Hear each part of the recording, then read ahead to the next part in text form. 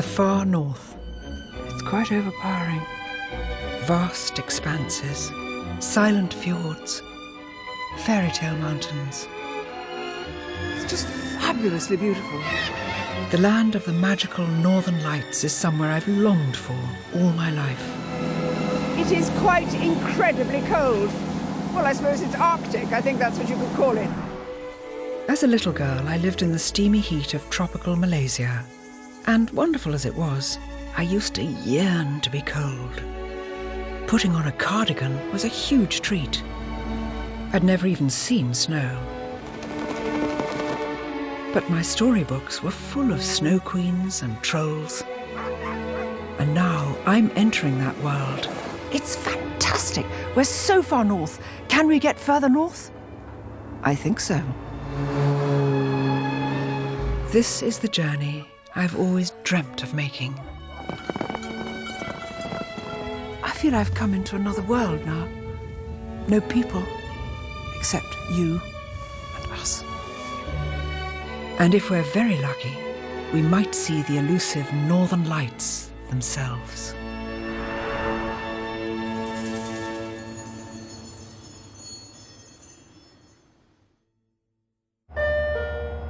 My Arctic odyssey begins one chill dawn in early March. I'm already 900 miles north of my home in London. Is this us? An 8-hour journey lies ahead to get to the Arctic Circle. And I'm heading there on Norway's real-life Polar Express.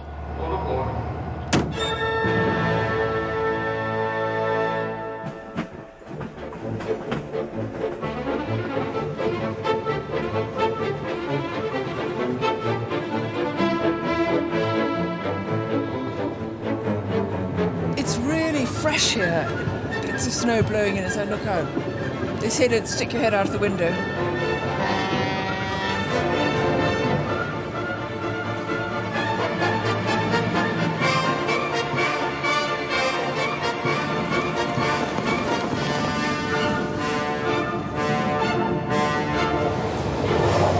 One of the most exciting things about going on a trip is packing. And this lovely old suitcase, which came from my childhood.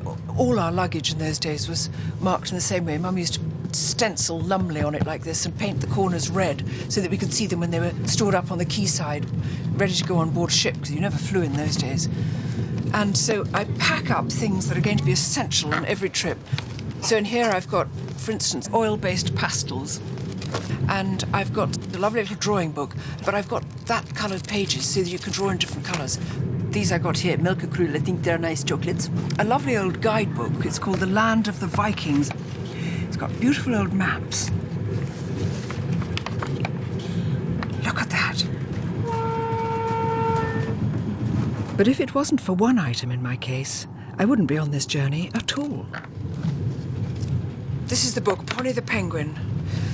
This is when I first heard of the Northern Lights. I was a little child in Malaya. I was 6 or 7 years old when I was given this book. It's written by an Australian, Veronica Basser. So in fact, the lights that she was talking about were the Aurora Australis rather than Aurora Borealis.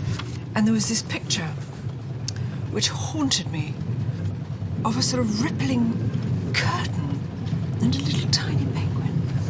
Anyway, there's Pony. Suddenly the sky was lit up by long searching fingers of pale primrose light, which traced patterns across its inky blackness. That stayed with me forever and ever, and I just couldn't believe that I'd get up to growing up and leaving school and getting married and having a job and getting on and getting granddaughters and still not have seen what Pony the Penguin saw. So this is a lifelong ambition, and my only dread is that we won't get to see them. To give myself every chance, I'm going to travel ever northwards, spending my nights staring up with hope at the dark sky, and filling my days with as wide a range of experiences of Norway's far north as possible. This is going to be the furthest north not only I've ever got, but I think towards the end of it, about as far as you can get without actually being Ranulph Fiennes and walking to the North Pole. And looking at this extraordinary backbone of Norway, which is like a huge sort of spinal cord. It goes up like that and loops around, and we're about there and travelling on up. And it's just thrilling, and always the pull of the magnetic north, the most senior point on the compass. And in fact, what I love is always knowing where the north is. I think this is important. Wherever you are in the world, you must know where the north, south, east and west are. Otherwise, you're just feeling foolish. And at the moment, I am heading and travelling due north.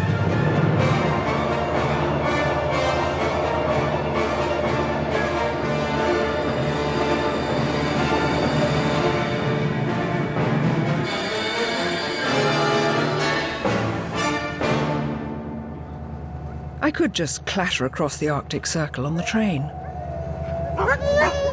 But actually, I'm going to do it in real style.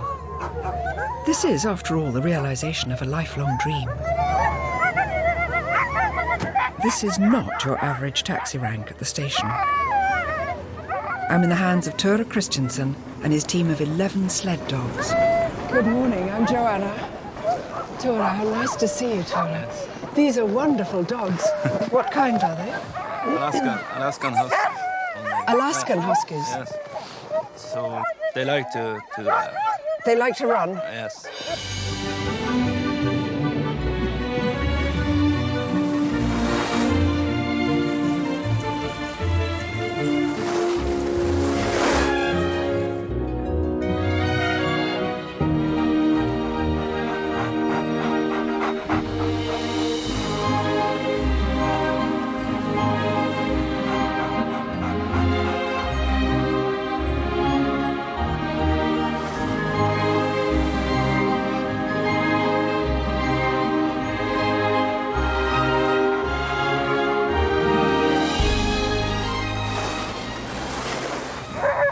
Well, this has been the most extraordinary journey of my life. Hissing along in this beautiful little sled with Tura shouting instructions to these 11 fine huskies.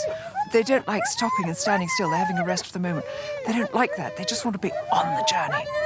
When we're running over virgin snow, their footprints are blue, pale blue. It's the most extraordinary way to cross the Arctic Circle. But of course, I haven't crossed it yet. Yep.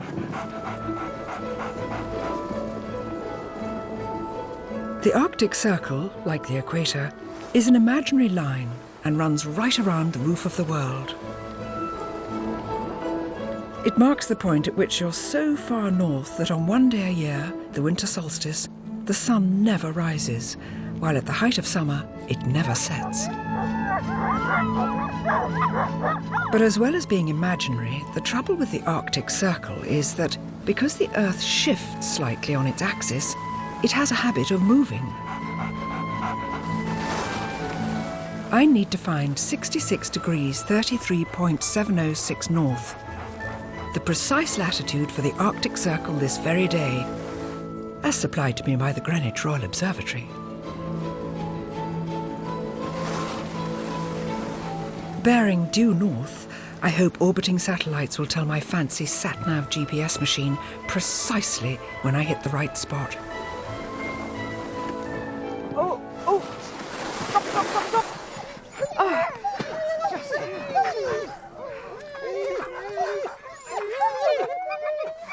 So, 703,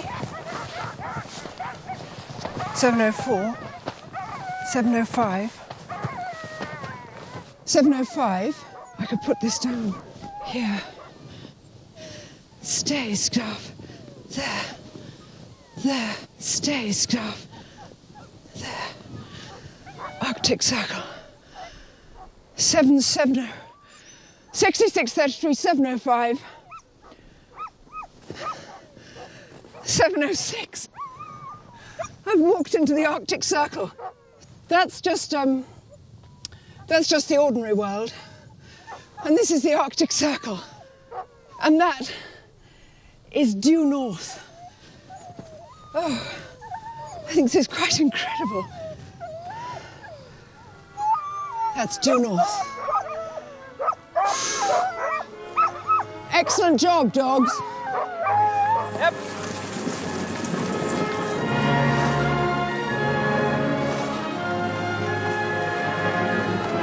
I'm in the Arctic now. And for the rest of my journey north, I can obviously call myself an explorer. not a tourist.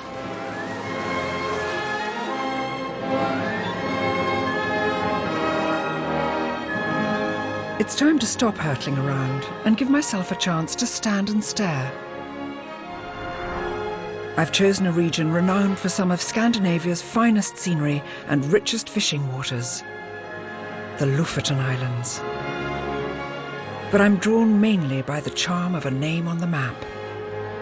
It's not A, but O, and it's not the first, but the last letter of the Norwegian alphabet.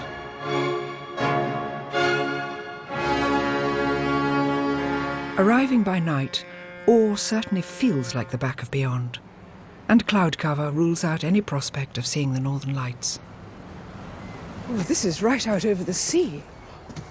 Retired schoolmaster and local bigwig Otto Schütz shows me to my own rorbu, or fisherman's cottage. Oh, how wonderful. Why did you choose Norway and this Nordic Norway? Well, I must tell you this, because I've had a dream all my life of coming to the north.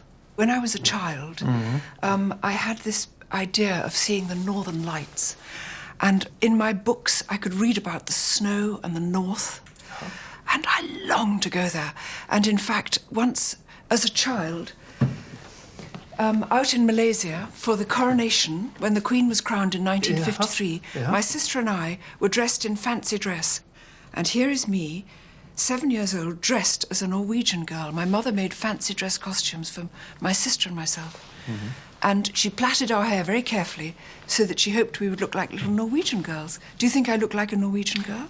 Yes, I think you already here dream about the Nordic countries. You can see it there. Yeah, I can see it in your eyes. Yes. Yes. Do you think I've got a bit of Viking blood in me, maybe? Yes, that too. Are you a Viking? I think you are. Yes, I must have Viking blood in my horse, yes. Well, Otto, this is just fantastic. It's so beautiful. One thing that didn't feature in my childhood dreams of the north was dried fish. So what's this swinging ominously in the middle of the room? Yes, this is a cod they fished, but this is a special cod called king cod. King cod? Yes. They wanted it to tell them the weather. How? How did it do? Yeah, before the weather changed, it started to turn around. And people could read out from that indications of storms and other changes in the weather. Such a fish, would it hang in every rorbu? Yes, in every rorbu and in many homes. They also bought luck. Oh, Otto, well, I can't wait to see. It's dark outside, but tomorrow I can't wait to see where I am.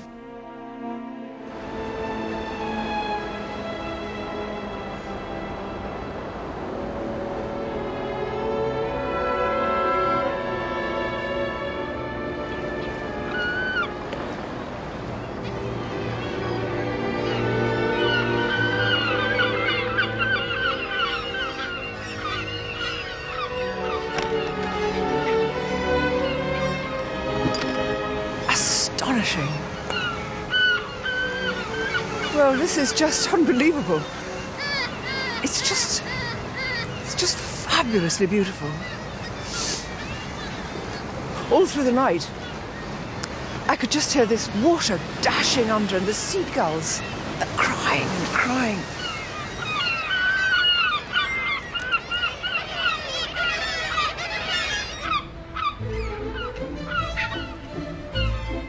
Time to explore ore, and an unmistakable smell is luring me uphill. This is as strange a sight as you'll ever see. Thousands of headless cod hung up on poles.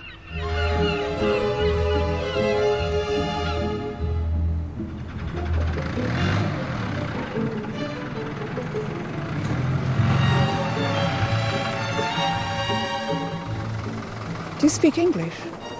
Co? No? English? Polish! You Poland? And you? Poland. Three Poland? It seems in Norway, like in the UK, it's the poles who do the work. But I've never seen poles on poles before. How many fish? Wie viele fiske? Huh? You don't know. Within a month, nearly 5 million cod will be hung out to dry here. We know the Vikings invaded Britain with luffet and dried fish in their knapsacks. Mind you, back then drying was about the only option for preserving protein. It's more of a surprise to me that this delicacy remains one of Norway's most profitable exports. Smells of fish, but not a bad smell, just a pretty sort of all-pervasive aroma of fish. Thank you. Spasiba. Spasiba po-rusku. What's that? It might be something terrible. Goodbye, guys. As I was pottering around, I bumped into a man who turns out to be År's Lord of the Manor, Sigurd Ellingsen. I'm born here, Yeah? so I'm the 5th generation, Yeah? and my grandson is going to take over. He's working in the summer. Yeah. He's a 7th generation on this spot. And when you say working here, is that you own this? Yes. You own all? Oh, and tin. And tinned. Yes. And how many houses, how many rorbud do you have here? 70 houses. 70. Because the fishing Yes. is good. Yeah, the fishing is very good. We are the closest spot to the Gulf Stream, and that's where the best fishes are. Yes, and this has been going on for hundreds of years. More than that. More than that, really. Fish facts are fascinating, even for a fake fur-wearing vegetarian like me, who doesn't even feel comfortable with leather.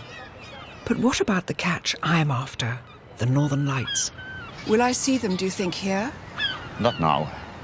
I think it's not cold enough, and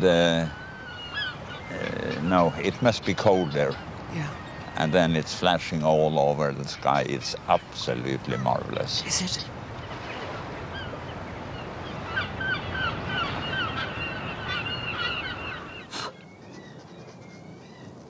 It's too bright.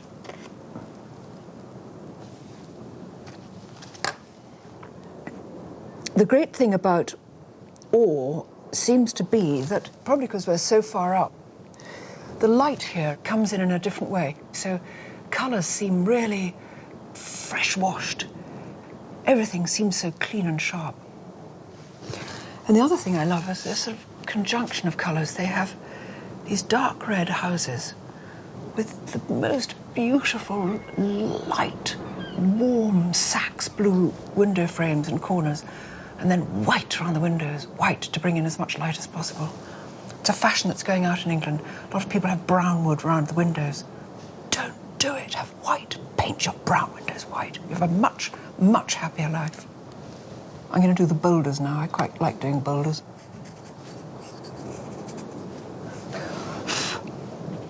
I want the white to look white, so I'm going to give it a bit more energy up here.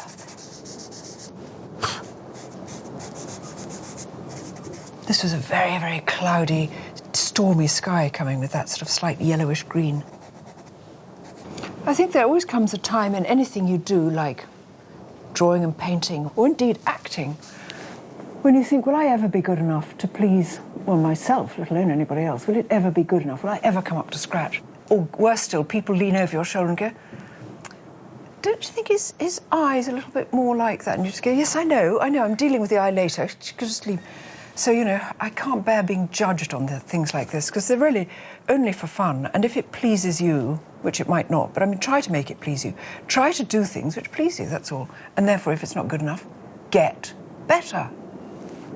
And after all, this isn't going to be exhibited anywhere, except on television.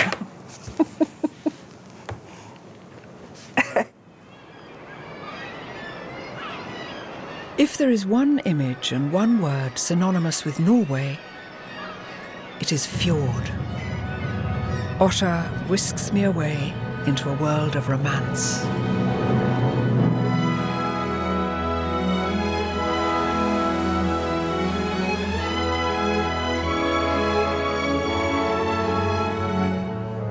Fjords like these are so quintessentially picturesque that they've come to define our romantic vision of the North.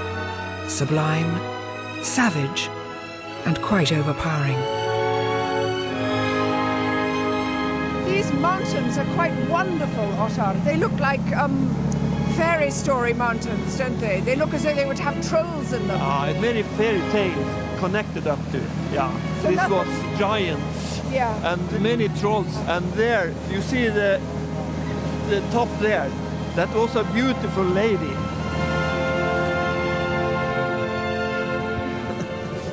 It's quite cold out here, isn't it?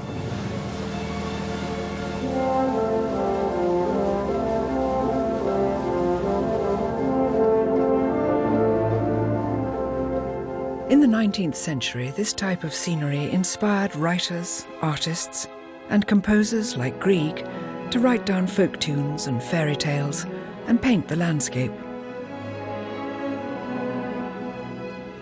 In doing so, they helped forge a national identity for Norway and an image of the North that struck a chord with people like me, a 7-year-old with my storybooks, in tropical Malaysia. Artists today remain inspired by the Lofoten Islands. I'm off to visit the studio of one of them, Tor Essisen. Hi. How do you do? How do you do? How lovely to meet you. I too. Welcome to my gallery. It's fantastic. It's my life. I have all things here. Yes, you do. You do. This is one of the most beautiful parts of the world I've ever been. Yeah. Isn't it? Here. I can say yes. I am so lucky. You're a lucky Yes. man. You're Yes. a good man. Tor is every bit the modern artist, assembling his art from anything and everything. That goes for his studio and even his outfit. But he's just as much inspired by nature as the Romantics. I shall do that. And it's the quality of light here that most inspires. Here. Tell me, Tor, describe for me the Northern Lights. I can try. Will you try? Maybe for a week ago, I went around the little sea here in the night. And so I see a red and green little light is coming. And I stand up and see. I saw the light come, and around me. I have never seen it before. I stood, after 3 minutes it was. How extraordinary. I see nothing more. It touched you. It touched you.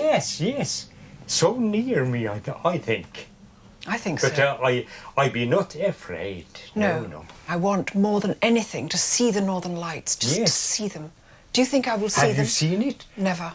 You will see it. For sure. Yes. Well, I promise.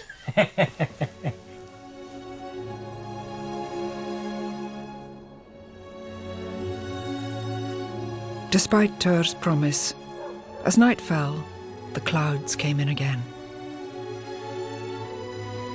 I mean, the truth is, I'm absolutely passionate about finding out about the North and the Arctic Circle and the Norse people and legends and things. But what's really driven me on this trip is the idea of seeing the Northern Lights, something I've longed for 55 years of my life. I've dreamt about seeing the Northern Lights.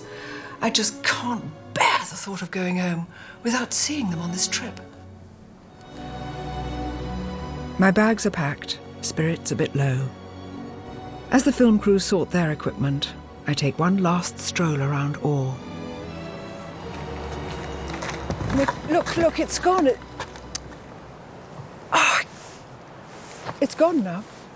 I'm so sorry, I'm calling you. It was here. It was just a great big sort of pale sort of rainbow coming from nowhere right across the sky, and like a sort of vapor trail. It wasn't a vapor trail, it was the most extraordinary thing. It kind of it kind of sort of broke a bit sideways like that. It was just right across the sky. I think it's gone now. I'm so sorry. I'm so sorry you missed it. I saw it. We'll see them again. We sat up half the night waiting for the reappearance of the tricky lady, as the aurora is sometimes called. But she doesn't show her face again all night.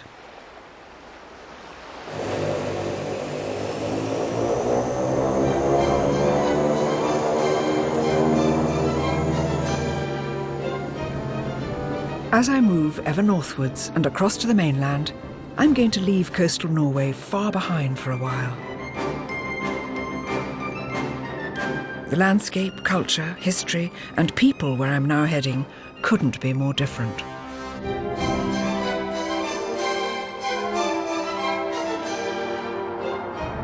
This endless expanse of Arctic tundra is the ancestral homeland of the indigenous people, the Sami.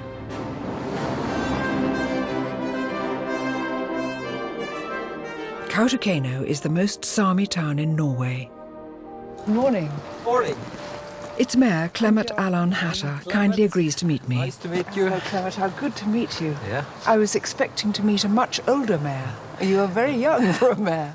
Now you are in Samiland. Oh, it's so thrilling to be here. You can see. I know, it's fantastic. Yeah. And this beautiful belt and the sort of skirt, are these seal skin? What is that? This is skin from reindeer. Reindeer skin. And this is also from reindeer. Yeah. So we have white reindeer and more black reindeer. And this beautiful pattern, can I touch it? Look at You that can do it. embroidered. Wow, Yeah. wow. Was this made for you? This is made for me. Yeah. Very important. Yes. And you can see that when you are unmarried, Yeah. then it's round. When you're married, then you got...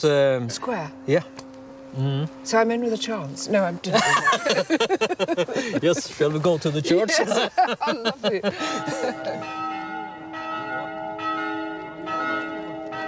We do go to the church.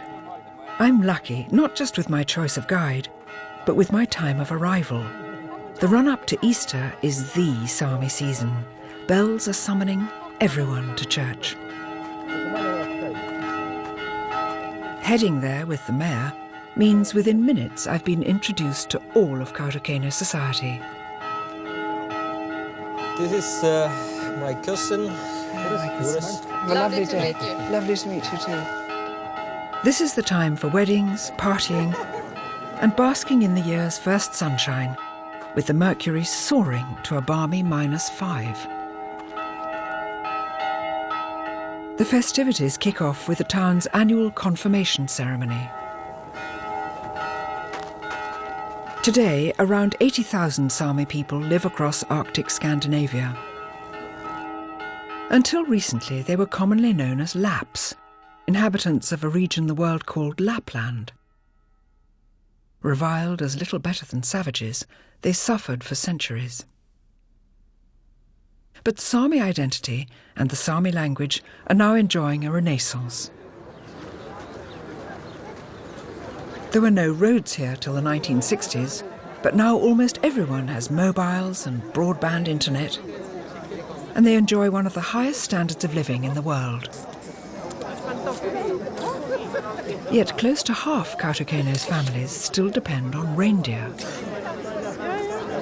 The mayor introduces me to one of the town's top herders, Mikkel Isak Era, who lives a life utterly different from his grandfather's. He invites me to join him for a day out with his herd. Do I need to wear a helmet?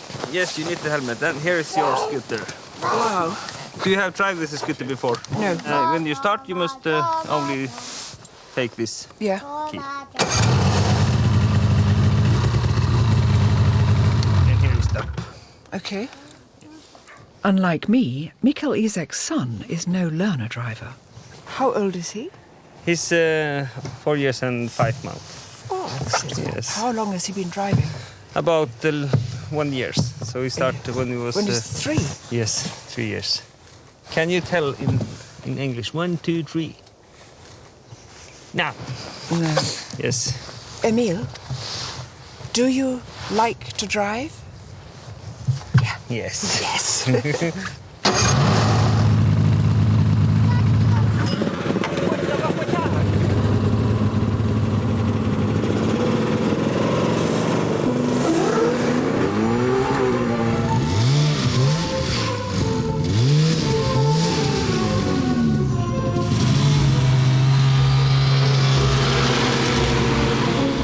Hey, I'm not proud. If it takes a 4-year-old to teach a grandmother, so be it. I bet he can't do country dancing, which I was pretty good at, aged 4 years and 5 months.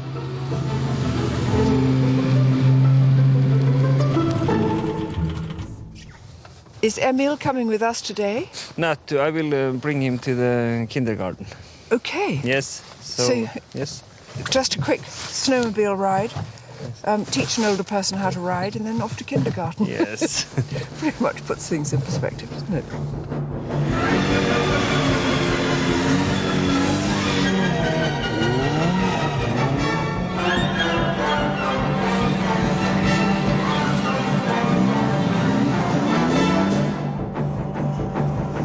Mikkel Isak may have all the mod cons, but he still lives a semi-nomadic life, following his reindeer on their annual migration to coastal pastures.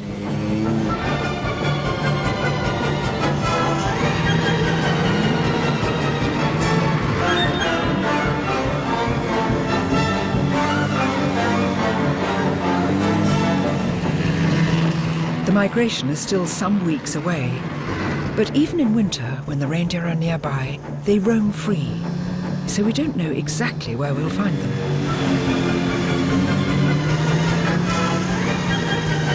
I've been told that it's the height of bad manners to ask a Sami how big his herd is. Let's just say that Mikkel Isak's would be hard to miss. Joanna, look at there. That's my reindeer herd. Look at that! Oh, Mikkel Isak, they look fantastic. Will you do it for me? Yes, I can do it for you. Hang on, look, I've got mad old woman's eyes. Oh, no, I can see now. Yes. Oh, they're so beautiful. And what a big herd. Isn't it? Now, some have got antlers, Yes. and some haven't. Which is which? Females get the antlers and the males don't get it in the winter time. The females get Females antlers. get antlers, yes. Usually, the male has the antlers and the female looks a bit humble. Yes. But here the men look a little bit humble and the women. And see, some of them are pawing. Is Yes, that you see they eat the moose. moss? Moss. Aha. Yes. So look at them digging like that. Yes. And this is how the Sami have lived for thousands of years. Yes. Thousands of years. Traveling with the herds. Traveling with the herd to the winter place and summer times in the coast. Now we're gonna drive to the catch one. You're going to catch one? Yes, with my lasso, and I will show you the ear mark. Yes, so you've got your own mark on Yes, I these. got my own marks. And I use the lasso to catch them. This is like rodeo, like a cowboy. It's like a cowboy. But you're a reindeer boy. Reindeer boy, yes.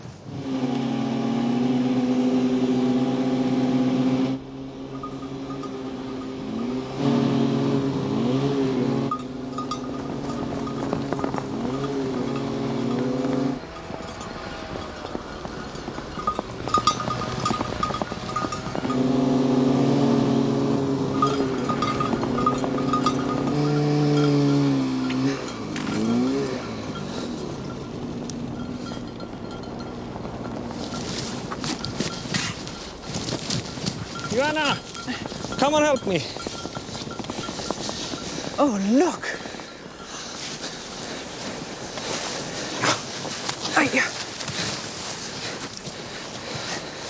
And here you see Yes, the ear.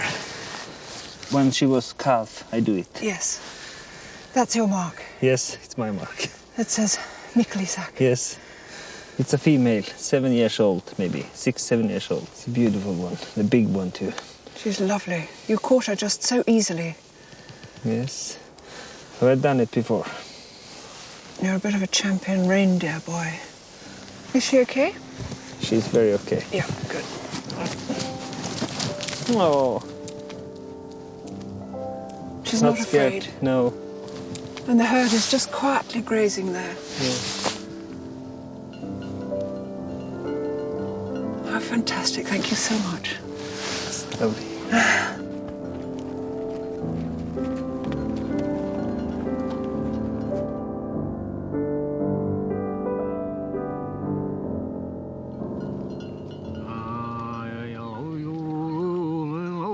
When he travels with his herd, Mikkel Isak still stays in his lavvu, the traditional Sami tent.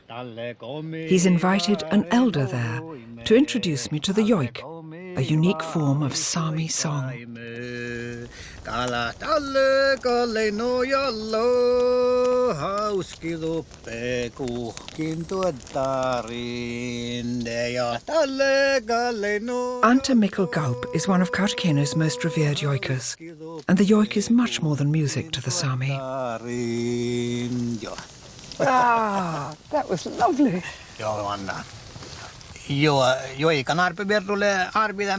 Mikkel explains that Samis have always yoiked, not just with people, but directly to animals and nature.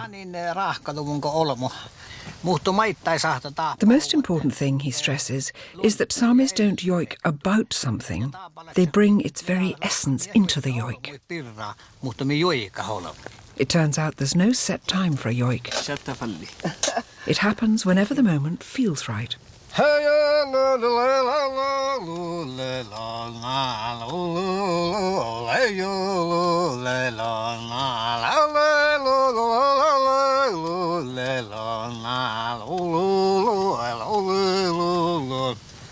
That's wonderful.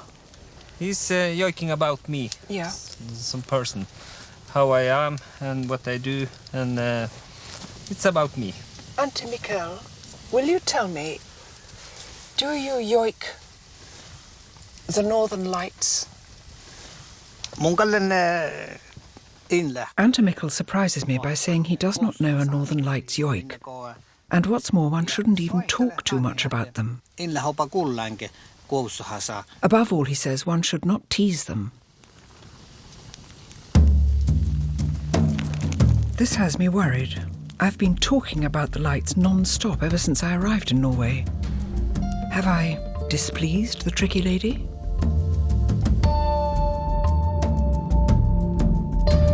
I head away from Kautokeino, north, of course. This is the route to the coast that Mikkel Isak and his herd will soon embark on. It will take them weeks. Me, a mere matter of hours. But overcast skies taunt me yet again.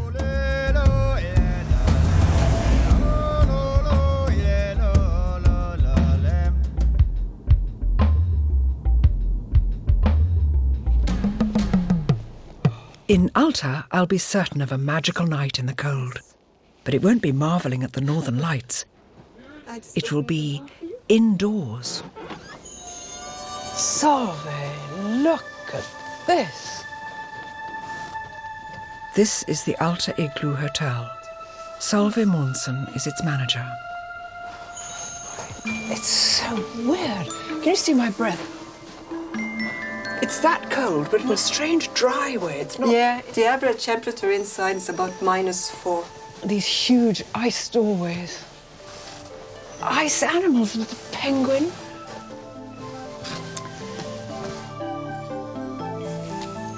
I think these are huskies, don't you? Wagging their husky tails, little bright faces waiting for instructions. Maybe this is a bit of the Northern Lights. Snow bears. Look at this. There's a little snow church in here. Look at this snow church. This is extraordinary. We do weddings here. Oh, how fantastic. The ice hotel lasts for about mid-April. It melts completely? Yeah, it melts completely. From mid-April, it starts melting very slowly. But Solveig, what if you have guests and it starts to melt? Oh, look at this chandelier. Yeah. It looks absolutely as though it's made of crystal. Yeah, I know, but it's made of ice. It is, of course, a charming fairy tale experience. Until you realise that if it is a hotel, delicious thing. That means you're meant to sleep in it. That is a glimpse that makes my heart beat a little faster. Is that the bedrooms? Yeah, those are the bedrooms. Ooh, it's freezing. Just to get my bed ready. This has got somebody still inside it. How awful, a little corpse is in this one, a little dead person. No, just having a laugh. Okay, spirits are very high now. And although I've sort of washed, I'm going to take my trousers and top off. I'm going to sleep in all my underclothes. But I've removed the maquillage because I like to go to bed fresh. Okay, guys, stick around if you want to, but this is bedtime for me.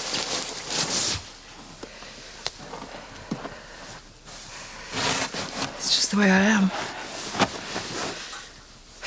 I can't go to bed in a hat. God, this is the worst thing I've ever done. Anyway, come on, let's just do it. I can't really go on much more without being rude, i.e. showing you... Well, actually, this is what I've been wearing all day, so that's not so rude, is it? There it comes off. God, this is a nightmare. And don't sleep in these socks, because even though my feet don't seem to be kind of particularly sweaty, they'll freeze to crisp kind of cheese crackers or something. Anyway, so on with the cashmere socks. Then the trousers will have to come off, at which point I'll have to ask you to leave, because underneath it's quite tragic. Children may be watching. Trousers. Don't watch me do it. Don't watch me do my trousers. Everything's black under here. It's my life, really. God, I wish I was a divorce lawyer. I'd come and set up shop just straight outside. Some of you who are planning a honeymoon. A honeymoon. This is getting silly. Here we are. The gloves, the scarf, the hat, the fleece, the cheese, the jacket. Jacket. Oh, is that comfortable? It's a nightmare. What am I doing here? My breath hanging in the air could say it for me, but good night. And if I'm not with you again, remember, I thought the world of you.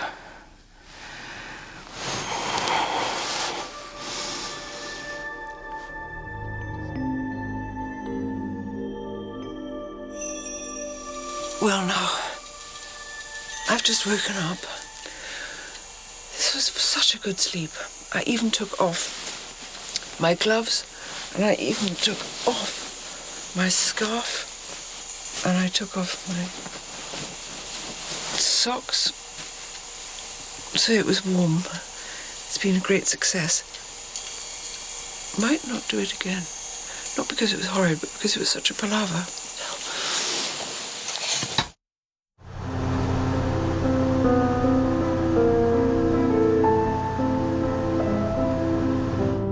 I'm now right at the top of the Norwegian landmass. I've had a fantastic time. It would be churlish to dwell on regret, but as I reach the sea again, the road hugging fjords which give out onto the Arctic Ocean, the facts are that the land of the Northern Lights has not quite delivered. To get help, I bite the bullet and turn west. The city of Tromsø boasts unrivaled scientific credentials in studying the aurora. Maybe Professor Truls Lien Hansen of the Northern Lights Observatory can help me improve on that one brief glimpse early in my trip. We went outside and I saw this green slash across the sky. Yes. Just a glimpse when I was down at Åre, and I thought how frightening it must have been. Long ago, were people afraid of the Northern Lights?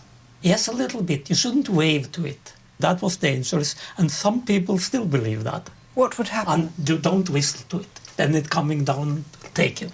It would come and take you, so if you waved... Oh, it will take you away from the ground, yes. Can you explain to me actually what it is? What's happening? It's fast particles, electric particles, coming in from space and hitting the top of the atmosphere.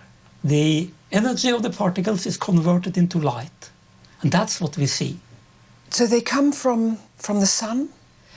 We can make a drawing. No, you do. You must do it, because you must show me. We can make a fast little drawing here. If you have the Earth here, and the rotating axis that way, so this is the night side, day side. I have the sun over here somewhere. From the sun, there's a tremendous wind blowing, called the solar wind. It'll hit the Earth's magnetic field. It's basically a collision between the two.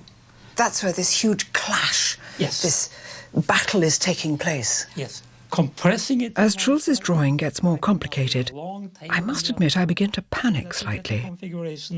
Particle physics has never been my strong point. That's the magnetic field. But I do now understand that the Earth is a giant magnet, and its north and south poles attract the electrically charged particles towards them, with spectacular results. Like, you know, the moon and the sun and even a comet is covering over a small fraction of the sky. But in Northern Lights, it's all the sky, from horizon to horizon. It's all over. So it's so grand that way. Truth, this is a book I had as a child when I was 7 years old. And it had this drawing of the Northern Lights. Well, at least I think these are the Southern Lights, because here is a penguin and we don't have penguins. Yes, the penguin in Antarctica you will see the same as you see here. For a drawing for a little child, is that a good drawing? Yes, it's a typical aurora that you see. I think this is what I wanted to see all my life more than anything, is the curtain effect. It's a folded curtain hanging down from space, and the electrons coming down along the lines here. When it hits this atmosphere, it will emit light. So this is a very correct drawing. Truth, I just hope I get a chance to see it. I hope that my one little green flash isn't the only glimpse I have of the Aurora Borealis. Yeah, I really hope you get a glimpse of it. Find a dark place with no disturbing light, and then look for it. Just be patient. Keep looking. Yes. Keep looking. Don't when wave. it's clear sky, keep looking. No waving. No, none of that. Oh, don't do that. No. No, I won't. Then it will take you away and keep you.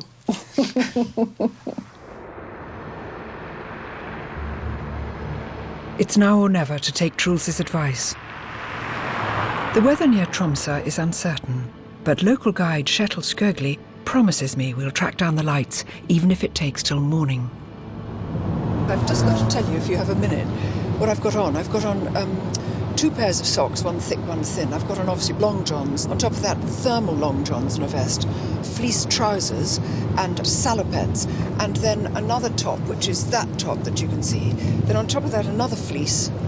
We're still only halfway there, because then on top of this, I put on my heavy-going freeze on the top of Everest mountain jacket, and on my feet, I've got ice fisherman's boots, which have got soles about this big, fabulously warm, and I've got foot warmers pushed in there, and I've got hand warmers, and then 2 pairs of gloves, 2 hats, and then on top of that, I shall put on a kind of life-saving suit, without which you just simply die. So, that's good. The other one. Lovely.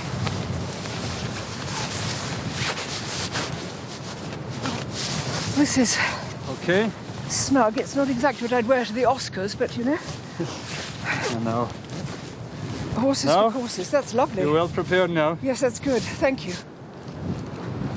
I can't see anything, Kjetil. No, it's nothing yet, but it's good activity in the magnetic field tonight, so we just have to be patient. Okay, so just wait here. Yeah, you just wait here. Yeah. Good luck. Thanks, Kjetil. I stand in the pitch black by the side of the fjord and wait.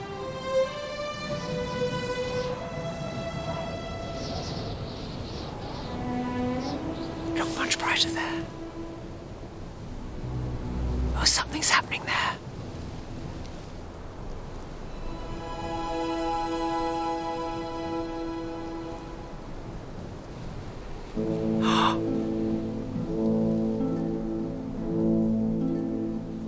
Look up here. Look what's happening here.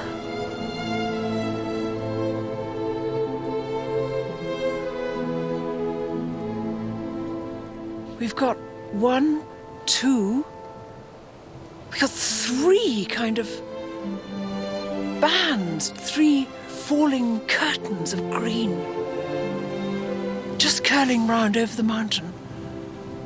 Look at that. Well, this is a bit different from the green stripe that I glimpsed down at Orr.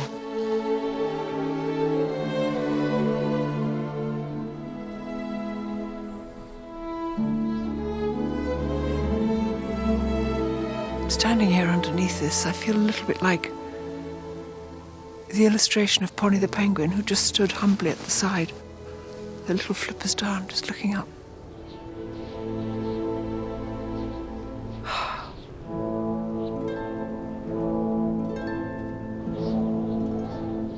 This is the wonder of the world. This is it. I might just have to lie down and stare up at this.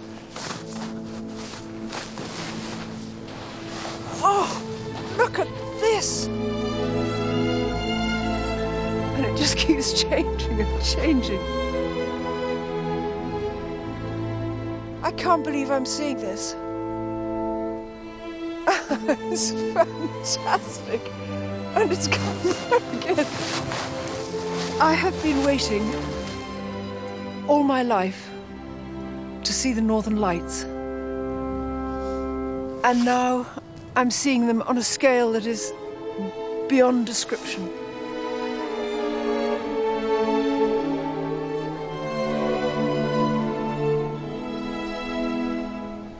I'm as happy as can be. Look, it's starting there. Just behind those little cottages, just below the moon and above the mountains. Look at that! And all the way through it, you can see stars shining through it. And this little moon is shining so brightly, and so it doesn't sort of seem to affect the moonlight. It's just, oh, it's extraordinary.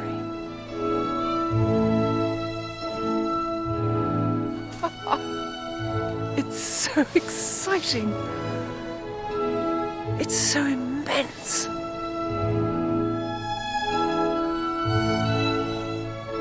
This is the most astonishing thing I've ever seen. I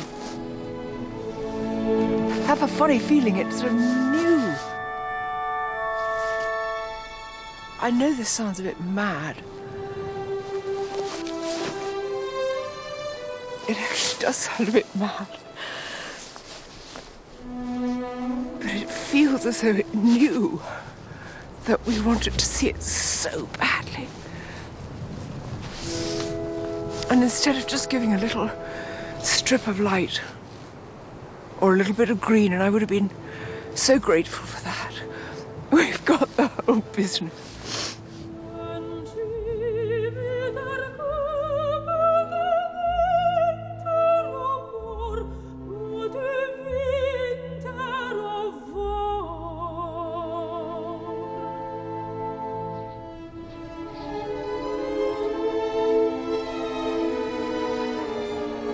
Terribly, terribly moving.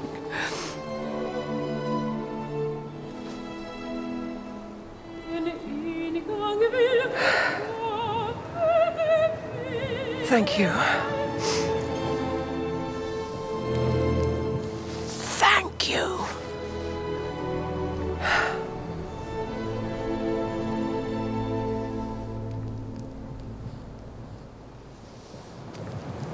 I think I can die happy now, actually. I don't intend to die just yet. But when I do die, I'll die happy.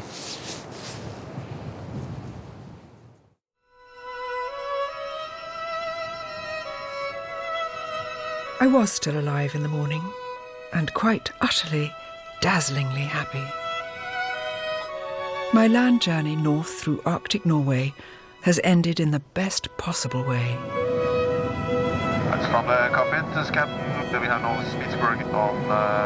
But I'm not going home.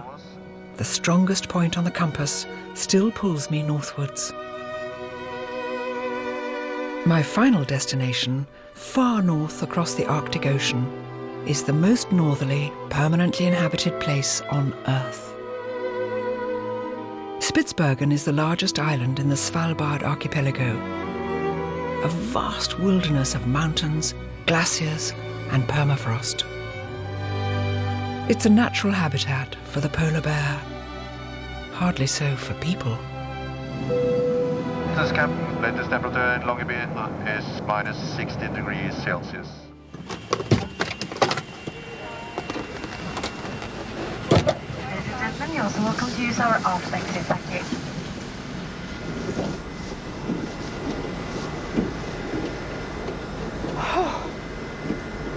Wow.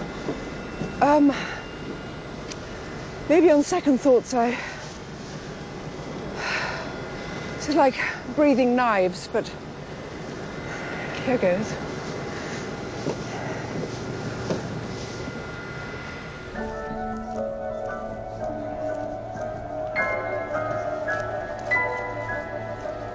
Apart from the cold and the latitude, There seems nothing that unusual about downtown Longyearbyen, home to 1,800 of Svalbard's 2,500 people. But I'm not convinced that the world's most northerly kebab van does a roaring trade. People have been living and working in Svalbard for more than 400 years. Whalers, hunters and trappers came first, seeking valuable oil, blubber and furs.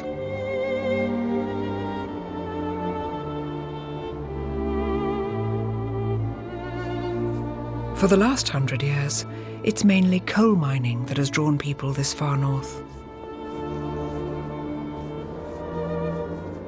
But to get the true measure of one of the world's most isolated and extreme environments, I'll need to leave town tomorrow and head north for the last time.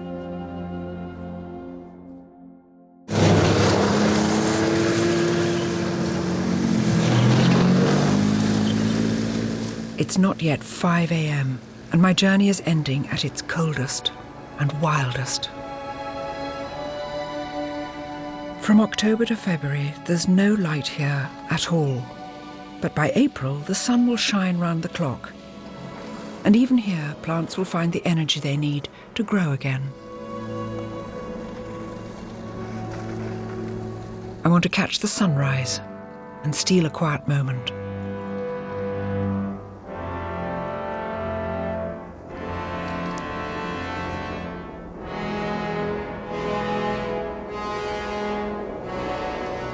Well, it's minus 26, and it's my last day in the Arctic.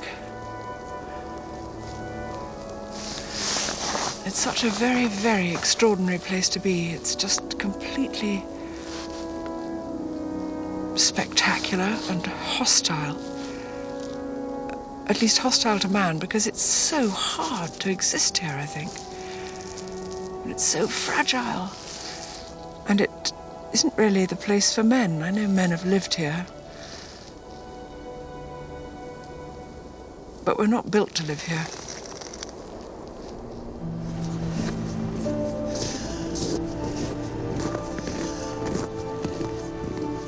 I've reached the sea one last time. Despite being this far north, the fjord here has not frozen, still benefiting from the warmth of the Gulf Stream. Finally realizing my childhood dream in Malaysia, pulled by the strongest point on the compass, was more amazing than I could ever have imagined. But here, the North, at its very essence, is where my Arctic odyssey ends. That's the North. That's 620 miles to the North Pole. And after this, there's nothing. There might be a few scientists and some explorers, maybe some hunters, but there are no more towns, there are no more villages. Nobody lives up there. This is as far as I can go. There's nothing between me and the North Pole. That's rather wonderful.